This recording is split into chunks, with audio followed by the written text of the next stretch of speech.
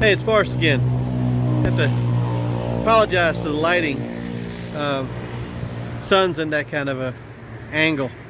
So I'm going to introduce you to another trailer that we have. I showed you the Lamar and the other one, and we have several of those other kind, but this is another one we have. You're going to recognize it. Everybody's seen them before. The Take 3 Max Light wedge, basically. That's how they call them. Let me turn around and kind of take a look at it.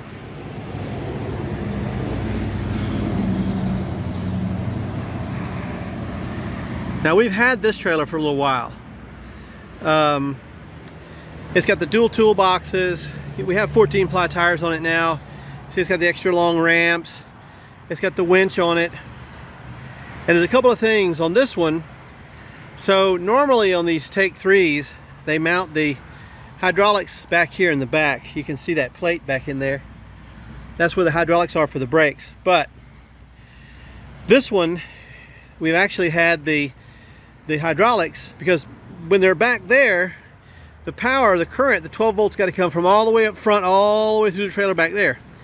So what we do is we remounted it here, as you can see, so it's much closer to the power source, and then we run the new line all the way back to the back. So anyway, but this is her. Now I want to show you something kind of unique. This one right here has the, as you can see, we have the power on and off. This is for the battery. Turn the battery on, turn the battery off. That's just hooks the ground in or off. So when you want to use the winch, and the winch is up there, as you can see. Anyway, I'm going to kind of show you a couple of things here. I want to show you on this trailer. So a lot of times we get these trailers in. This one we did buy used. It wasn't that old. This is a 2018. But sometimes you get them in, and when they build these trailers, you know, they paint them, and sometimes they don't do a really great job of painting them. I mean, it's nothing on Take 3 or all that. They're all about the same. But sometimes they don't do a great job on the paint work. So you'll have some surface issues here and there. Every once in a while you'll get stuff like this. I don't know if you can see it, but see here? Your paint starts to chip and then it goes to rust or whatever. But it's basically just surface rust. This metal will take a long time to rust through or do any kind of damage to it. But that being said, so here's a little trick that we use.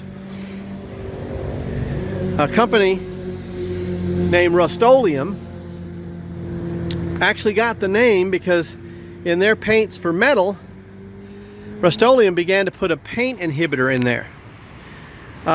Rust-Oleum also makes another material called rust mort. They use it on tugboats and stuff. Well, a version of that is actually in their paints. So I want to show you something here. And here's the Lamar, by the way, with the tractor on it. This bed liner coating that they sell, Rust-Oleum, this actually has a rust inhibitor in it. A big time rust inhibitor. Not a little bit of rust inhibitor, I mean a big time rust inhibitor, because that's what they're known for. So if you buy yourself one of these trailers and you get some surface rust, this has a little bit right underneath here. I don't know if you can see it right here. And this is just because I scraped it all back into the dead paint. I scraped it off.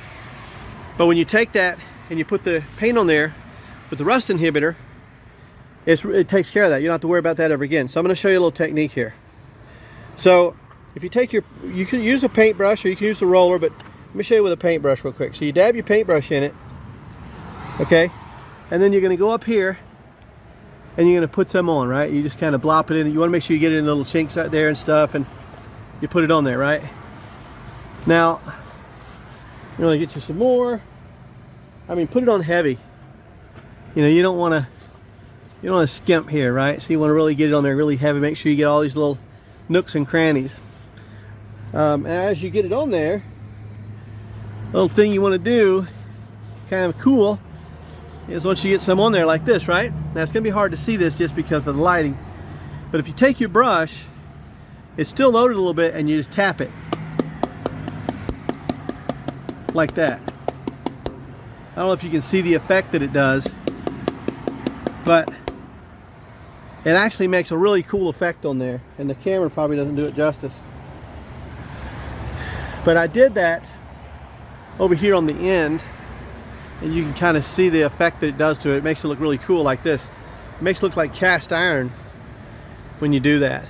If you don't do that, you get a look like that. If you just put it on normal, but when you pat that thing on there, it actually makes it look like cast iron, which is really cool. So you just pat it and get it up in the grooves and stuff, and then you pat it like that. It's really cool. Anyway, so if you got any rust on your trailer, pick yourself up a can of this Rust-Oleum bed liner. Don't get just any bed liner. Make sure you get Rust-Oleum bed liner. Again, because they pretty much invented rust inhibitors, and they load that stuff up there with rust inhibitors. The reason they do that is they don't want you to buy this, put it on some bed, rust pop up underneath it, and then you're trying to sue them because you say that their bed liner caused moisture underneath the bed liner and it rusted a big hole in the bed and goes from there. So that's why they load that baby down. But anyway, we'll keep track of this one and kind of show you when it's all done. We've only done a couple of areas. And like I said, buy the Rust-Oleum and do it that way.